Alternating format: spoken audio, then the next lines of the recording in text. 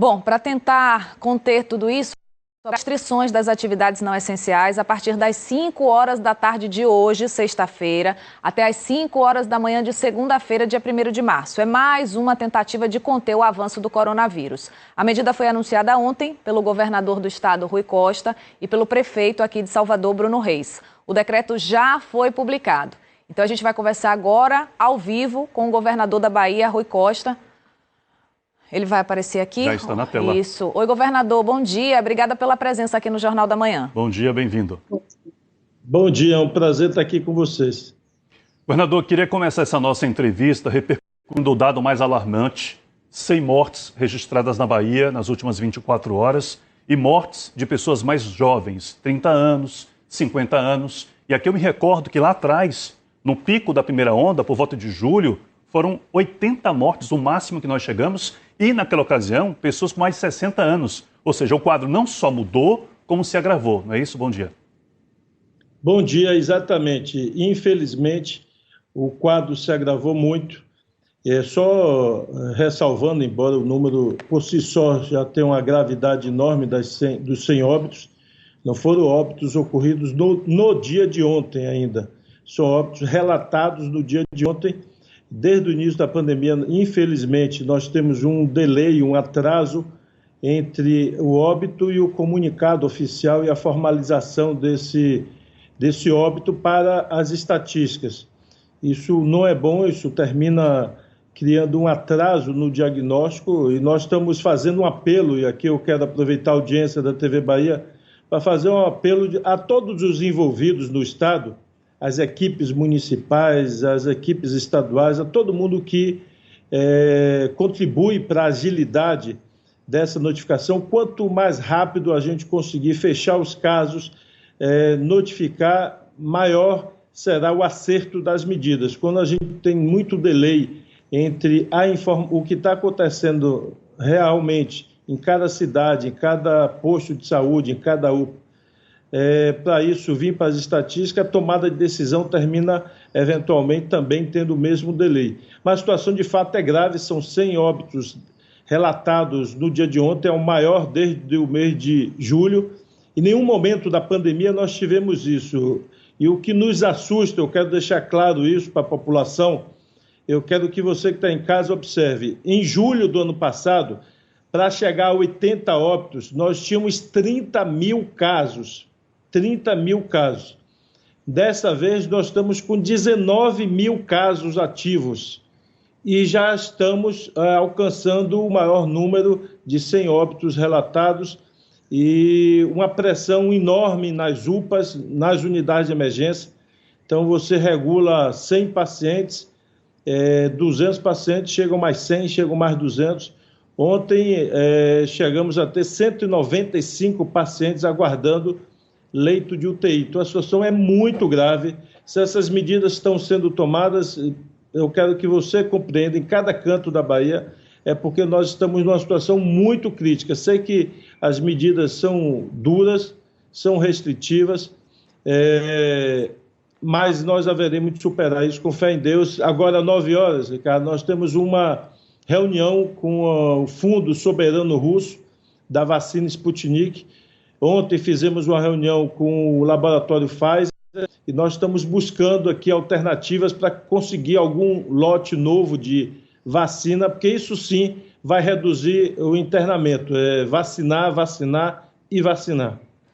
Bom, governador, o senhor já antecipa aí a situação da vacina. Daqui a pouquinho a gente vai conversar sobre isso, mas ainda falando desse 7º dia seguido de recorde das pessoas esperando aí um leito de UTI. Ontem de tarde, o senhor e o prefeito anunciaram medidas mais restritivas. Logo depois sai o boletim da CESAB com esse número marcante, 100 mortes em 24 horas. A partir dos estudos que vocês fizeram, da demora dessas medidas restritivas surtir efeito, a gente sabe que leva um tempo, e desses números começarem a cair. Hoje, a taxa de ocupação aqui na Bahia dos Leitos chega a 83%. Quanto é isso, governador? Olha, só alertando, a taxa está em 83%, porque novos leitos foram abertos. Se não tivesse sido aberto nesses últimos dias, nós estaríamos a mais de 90%. Então, o nosso monitoramento é diário. Isso depende do comportamento de cada pessoa, porque além de não aglomerar nas ruas, é importante que as pessoas tenham também um comportamento de isolamento no seu conjunto habitacional, no seu local de moradia, porque eu conheço pessoas do meu relacionamento que se contaminaram fazendo, eventualmente, um encontro de amigos em casa. Quando um dos amigos estava com o vírus, passou para todo mundo que estava naquele jantar de confraternização, naquele almoço de confraternização, enfim. Então, é importante levar esse comportamento também para dentro do conjunto habitacional, dentro do local que a gente mora, para a gente evitar não estar na rua, mas estar lotado dentro de um conjunto habitacional, de um condomínio, aí não resolve nada. O importante dessas medidas é garantir o distanciamento entre as pessoas, porque quem conduz o vírus de um lugar para outro, de uma pessoa para outra, é o ser humano. As pessoas precisam tomar consciência disso. O vírus não sai voando, não pega táxi, não pega Uber. Quem leva o vírus de um lugar para o outro é o ser humano. E por isso, a necessidade de evitar ou de diminuir esse contato entre os seres humanos para o vírus parar de circular. Governador, a gente segue com imagens aqui dos leitos voltados exclusivamente para a Covid na capital e também no interior do estado. A minha próxima pergunta é com relação a isso. Nos últimos 10 dias, o estado abriu 200 novos leitos exclusivamente voltados para a Covid, o que não foi suficiente, a gente sabe disso, porque abre-se leitos, eles são ocupados imediatamente. A minha pergunta, objetivamente, é a seguinte, governador, ainda no que diz respeito aos leitos, porque há uma questão também, a dificuldade com a contratação dos profissionais que vão atuar nesses leitos, o material humano. Isso é tão sério que o senhor teve reuniões ontem com relação a isso. Já se superou essa dificuldade? Já se consegue contratar profissionais? Queria que o senhor trouxesse um balanço sobre isso. Não é fácil não, nós estamos com imensas dificuldades e nós hoje vamos analisar alternativas, temos que ter equipe médica, enfermeiros especializados, fisioterapeutas especializados em UTI, médicos, e não está sendo fácil. Nós ainda não conseguimos fechar a organização social que vai gerir a Fonte Nova. Todos têm alegado falta de pessoal para fechar equipes. E ontem eu liguei pessoalmente para a Maria Rita, da organização Irmanduz, para ela nos ajudar, para tentar ver se a OS de Irmanduz consegue assumir e ela consegue mobilizar pessoal. E ela me relatava que perdeu muitos médicos, muitos profissionais da equipe, também adoecidos. Então, a situação ela vai se agravando quando você começa a perder parte da sua equipe. E nós vamos buscar aqui alternativas de colocar equipes e médicos. Estão buscando, e não descarto, eventualmente, buscar médicos fora do estado, eventualmente fora do país, para garantir esse atendimento médico, se necessário for, e a justiça para conseguir liminar, para viabilizar isso, farei. O que nós não podemos assistir é ter o equipamento, ter o leito e não conseguir formar a equipe. Governador, a gente para perguntas do nosso público. Estão chegando muitas mensagens através do nosso WhatsApp sobre as medidas restritivas, então, que começam a valer a partir das 5 horas da tarde desta sexta-feira e seguem até segunda, 1º de março, às 5 horas da manhã. O delivery vai ser permitido até a meia-noite e os donos dos restaurantes vão ser responsáveis pelos transportes desses trabalhadores, que vão ficar até mais tarde. E aí chega uma pergunta em relação ao call center, que funciona até às 9 da noite. Se os donos também vão ser responsáveis pelos transportes dos funcionários do call center. Olha, a gente não chegou a conversar especificamente sobre call center, mas ele não está excetuado entre os serviços que podem funcionar depois das 20 horas, não. Ele está incluso dentro do serviço até 20 horas. Então, os call centers têm que fechar também dentro do limite do decreto de atividade não essencial, que é até 20 horas. Não pode funcionar até 21 horas. Então, eu vou chamar a atenção da equipe de fiscalização, porque não foi aberto exceção para call center. Governador, o Diário do Estado traz hoje também a decisão, um decreto com relação à suspensão das cirurgias eletivas, ou seja, aquelas não urgentes na rede particular, na rede privada. Isso durante um período aí de 7 dias inicialmente. A estratégia é garantir o maior número possível de leitos também na rede particular. Sim, sim. Nós liberamos aquelas cirurgias que são feitas exclusivamente em unidades fora do hospital, ou seja, nós temos prédios que funcionam com pequenas cirurgias que não são hospitais. Esses estão liberados para fazer a chamada cirurgia do dia, a cirurgia rápida, esses estão liberados. Mas aqueles hospitais dias que funcionam dentro de hospitais, que normalmente são aquelas que fazem cirurgias, embora sejam liberadas no mesmo dia, são cirurgias que têm que reservar leitos de internamento para se o paciente complicar. Com isso, você restringe a quantidade de leitos, com isso você também restringe a quantidade de profissionais que podem atuar no sistema de combate ao Covid. Só lembrando que nós não temos excedente de médicos e de profissionais, ao contrário, nós temos um dos menores percentuais de médicos por habitantes do Brasil. Então, toda vez que a gente coloca nossa equipe médica, mesmo porque muitos médicos trabalham na rede privada e trabalham na rede pública, para trabalhar em cirurgias, por exemplo, estéticas ou outras que podem ser feitas nas próximas semanas, sem nenhum tipo de risco ao ser humano, nós estamos deslocando equipes médicas, estamos deslocando leitos para cirurgias que podem ser feitas sem nenhum problema daqui a um mês, daqui a 15 dias, e retirando de cirurgias que precisam, ou de atendimento, ou cirurgias que precisam ser feitas com emergência. Mais uma pergunta dos nossos telespectadores, governador. Dos donos de pet shopping, que também vendem remédio para os animais, eles podem funcionar durante esse fim de semana? Sim, aquilo vinculado à cirurgia, o atendimento médico de ser humano e animal, sim. O que não vai poder funcionar é a parte do pet shop vinculado à estética dos animais, né? Dar banho, pentear, botar lacinho, essas coisas que normalmente os pets fazem, mas aqueles para venda de remédio, o atendimento de emergência de animais domésticos, sim é permitido. Só lembrando que não será permitido o funcionamento de loja para venda de objetos ou, eventualmente, atendimento estético durante esse final de semana. Então, é importante que todos contribuam e saibam a diferença. O que nós queremos evitar é o contato entre as pessoas por vírus parar de circular. É importante que as pessoas compreendam isso. A finalidade não é parar nenhuma atividade. Ninguém gosta disso. Isso prejudica o emprego, prejudica a renda, prejudica a arrecadação do Estado. Então, a gente faz isso com absoluta necessidade. Ninguém gosta de estar tomando essas medidas. Agora, se não tomar, a situação vai ser catastrófica e nós vamos estar chorando muito vidas humanas perdidas. Então, é um sacrifício de 2 dias. É importante que as pessoas compreendam isso e colaborem, porque é com a colaboração de todos que nós vamos alcançar nossa meta, que é reduzir o número de casos ativos e, com isso, conter essa demanda absurda por leitos de emergência. Como se diz, governador, é um remédio amargo, mas nesse momento necessário, né?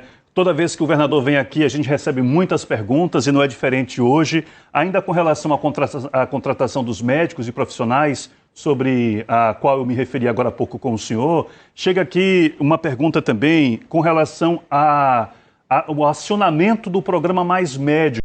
Você já falou aqui que pode ser que venha buscar profissionais em outros estados e até em outros países, se for o caso. E com relação ao acionamento do Mais Médicos? É isso que eu me referi. Nós vamos, se necessário for hoje, eu conto conversando com a secretária em exercício, eu disse, olha, o prazo é amanhã. Se nós não conseguirmos mobilizar a equipe para abrir Fonte Nova, eu vou chamar a Procuradoria do Estado e nós vamos buscar viabilizar, chamar médicos em outros estados ou em outros países. Nós vamos... sem médico é que nós não podemos ficar, sem profissionais é que nós não podemos ficar, e a vida humana em primeiro lugar. Então, hoje é o dia que eu defini o máximo para a gente saber se vai conseguir ou não contratar médicos aqui na Bahia. Se não for, nós vamos, no final do dia, buscar alternativas no Brasil ou no exterior para trazer médicos e conseguir médicos, enfermeiros, fisioterapeutas, o que for necessário para a gente poder atender as pessoas. Vamos falar de vacina, governador, desse respiro aí para essa situação toda. O senhor já trouxe informações da Sputnik V, a vacina russa. Qual o panorama geral hoje da vacinação aqui na Bahia? Olha, a vacinação corre por conta dos municípios. O que nós garantimos é sempre essa logística rápida. Assim que chega, a gente consegue em todas as regiões do estado, todos os municípios, em até 24 horas. E também aqui eu quero fazer um novo apelo a todos os municípios, todas as equipes que estão vacinando. Vamos garantir a celeridade máxima que a gente conseguir nessa vacinação, porque cada pessoa vacinada, mesmo na primeira dose, que não traz a imunização total, mas ela garante que, em caso das pessoas contraírem entre a primeira e a segunda dose o vírus, os efeitos já ficam muito mais amenizados. Então, o risco de morte cai drasticamente, o risco de demandar UTI cai drasticamente. Então, quanto mais rápido a gente conseguir vacinar, melhor. Então, fica aqui meu apelo, meu pedido para os municípios, para todas as equipes. Vamos agilizar o máximo possível para a gente, mesmo sendo uma quantidade pequena de doses, cada pessoa imunizada significa que nós estamos diminuindo aí a possibilidade de lotação nos hospitais e nos leitos de UTI. E como eu disse ontem, eu falei com a Pfizer, eles disseram que só vão negociar com os estados se o Ministério não adquirir a vacina, e o prazo que eles se deram mutuamente, Ministério e Pfizer, foi dia 19 de março. Se até lá eles não chegaram ao entendimento, os estados poderão entrar nesta negociação. E hoje, pela manhã, às 9 horas, eu tenho uma reunião com a Pfizer. Ontem liguei para a Embaixada da China, pedindo o contato dos 2 laboratórios chineses, porque a China já tem 3 vacinas. A Coronavac, que está com o Instituto Butantan, que já estamos recebendo doses, e temos mais 2 laboratórios com vacinas aprovadas. Um da Sinopharm, que já está vendendo aí para mais de 30 países, inclusive o México. E ontem, no dia de ontem, precisamente, a Embaixada me informou que aprovou a 3ª vacina. Então, nós vamos buscar alternativas para que a gente consiga qualquer quantidade de doses, já aumenta a imunização e, com isso, a gente diminui a pressão sobre o sistema de saúde. Sim, são doses de esperança, né, governador? Que enchem nosso coração de esperança. Bom, a gente estava chegando perguntas do WhatsApp, também através da nossa hashtag Você no JM. Vou caminhar aqui para mostrar a pergunta de Jefferson Salles. Ele fala o seguinte: gostaria de saber do governador se as feiras livres poderão funcionar. Sim, Jefferson, poderão funcionar porque o conceito é que o comércio de alimentos poderão funcionar. O que eu pedi aos prefeitos é que restringam as feiras aquela parte que não é comercialização de alimentos. Então, nós temos parte da feira que é aquelas pessoas que vendem roupas, vendem utensílios domésticos, e esses são, eu diria, a parte mais complicada. Eu chamo a atenção dos prefeitos, porque, em geral, as bancas que vendem alimentos nas feiras, as pessoas são do próprio município, mas essas pessoas que comercializam utensílios domésticos, eles percorrem várias feiras de vários municípios. Como os municípios têm dias diferentes de feira, eles saem de um município para outro, e aí está o perigo. Nós já tivemos no passado aí contaminação trazida, eu me lembro, em Bom Jesus da Lapa chegaram 9 feirantes no mês, eu acho que foi em julho, lá na Lapa, e contaminou praticamente a feira inteira, a cidade inteira, comerciantes de utensílios domésticos que tinham vindo do Ceará para vender produtos, rede e outros materiais lá em Bom Jesus da Lapa. Então, a parte de alimentos, sim, deve funcionar, e a recomendação é que aquela parte nas feiras, que é para comercializar outros produtos, que essa não funcione, até porque, na maioria das cidades, esse comércio é feito por pessoas de fora da cidade que vêm comercializar outros itens que não itens de alimentação. Governador Rui Costa, nós queremos agradecer mais uma vez a presença, a atenção de nos atender nesta manhã de sexta-feira, um dia após o anúncio de todas as medidas, já a agência do decreto, desejando um bom trabalho aí, tá bom?